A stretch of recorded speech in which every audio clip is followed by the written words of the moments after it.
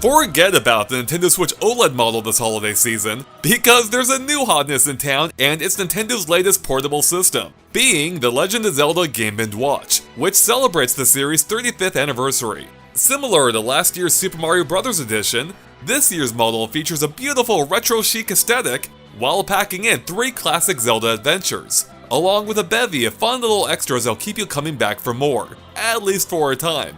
Perhaps literally.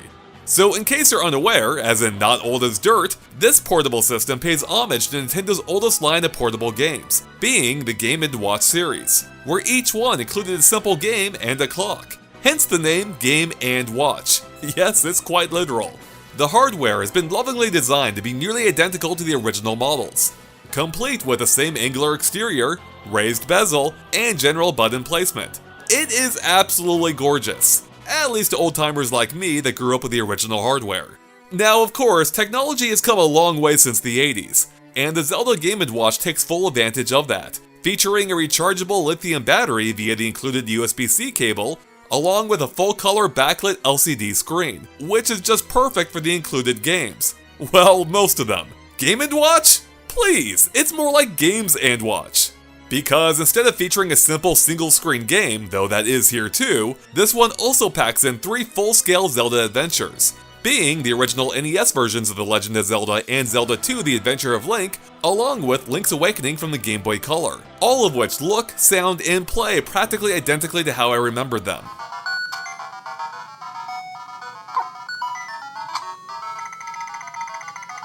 Although, I did notice a slight shimmering effect whenever the screen scrolled, which is most noticeable in Zelda 2 as the only one that features a consistently dynamic camera, but it's never too distracting. The games otherwise look sharp and bright on the tiny display, with Link's Awakening even offering the option to display it at its original aspect ratio or stretch it to fill the screen. And even though the single speaker won't blow your eardrums out, I generally found it loud enough for most cases. Although, fair warning, there is no headphone port to be found here. There's just something really cool about having 3 of the most famous games ever made contained in a package as tiny and sleek as this, even if you might already own most of them on multiple other platforms. But in a cool bonus, you'll find both the English and Japanese versions for all 3 games, which is pretty neat considering there's multiple graphic, sound, and gameplay differences between all of them, giving you a chance to revisit these games in a slightly new way, even if not being able to read Japanese might make that a little difficult. But after hearing the greatly enhanced theme song of the original Legend of Zelda in Japanese, it nearly seems worth the added challenge.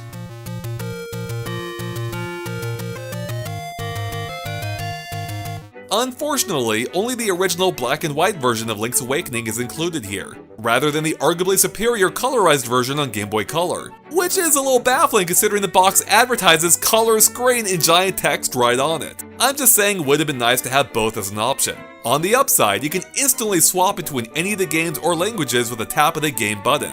Even PlayStation 5 can't compete with this speed. Look at it go! Now, although there's nothing new about the 3 Zelda games themselves, there are 2 more games included here that are a little bit more novel. First is a slightly updated version of the classic Game & Watch game, Vermin, complete with the original old-school style graphics and rudimentary sound. But there is one small difference. This time Link's a star, and he's the one doing the smashing. It's a cute addition, though like most Game & Watch games, you'll probably tire of it pretty soon. The other new game is called Timer, which even if it's primarily meant to be an actual timer, also doubles as a game that you can actually play, in which you race against a clock to defeat as many enemies as possible without dying. You can choose from 1 to 3 stages and can adjust the time for any of them from 1 to 10 minutes. And the game will even save your highest score for every possible combination, making for 30 levels in total. It's neat, but gets surprisingly tough real fast, but it's also pretty repetitive too, and I can't really see myself revisiting it too many times. Also, the game can automatically play itself too if you just want to use it as an actual timer. But oddly, it saves those high scores too, which kind of defeats the point. Now, I think it's about time to talk about the latter half of the Game & Watch title, because this sleek little device also acts as a clock too. And it does so in charming fashion, displaying the actual time itself in environmental form, whether it be in the form of grass, water, bushes, or something else.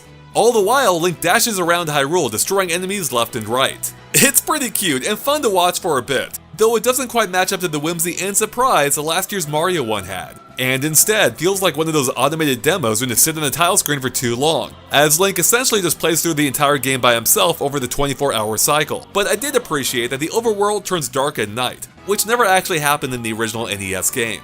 And in a fun twist, the clock is actually playable. That's right, you can take control of Link at any time and fight off the monsters for yourself. It doesn't really accomplish anything and you can't even leave the screen yourself, but it is a cute touch compared to the more hands-off Mario version. On the other hand, or should I say second hand, the Zelda model technically makes for a better clock, as it can now display the time all the time, without having to leave it plugged in, as long as you turn off the auto sleep option. Even better, the cardboard sleeve that the Game & Watch comes in doubles as a stand they can use to easily prop it up. It even includes a little slot for the USB cable to slip through if you truly want to keep it running all the time. There's some other neat touches hidden around the device too, like how whenever the system automatically enters sleep mode, some neat artwork will be displayed in the seconds before it turns off. And there's quite a few of them, as it changes depending on whether you're on the clock screen or in one of the games. I especially liked how the Vermin Link falls asleep. On the whole, there's quite a bit of value in this little package, even if it largely consists of games you probably already own in other forms. And it's partially for that reason that my biggest complaint is about what's missing, such as the color version of Link's Awakening, as well as the actual original Legend of Zelda Game & Watch itself. Yeah, Nintendo repeated the exact same problem that last year's Mario 1 also had, missing the perfect opportunity to let us experience a game that a ton of us missed on hardware practically custom made for it. Especially when it would be the perfect celebration of both the Zelda series as well as the Game & Watch hardware. That aside, the Legend of Zelda Game & Watch is a remarkably cool little device that'll bring joy to young and old Nintendo fans alike.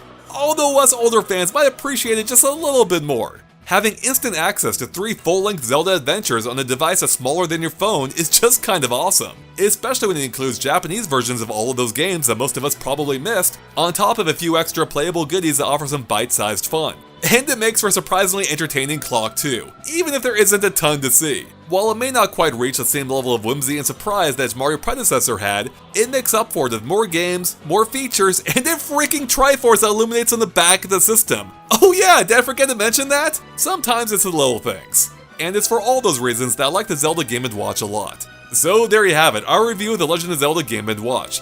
Thank you so much for watching, and of course make sure to click that subscribe button and ring that bell for more on the Zelda Game & Watch and everything else Nintendo as well. We'll catch you later. Bye everyone!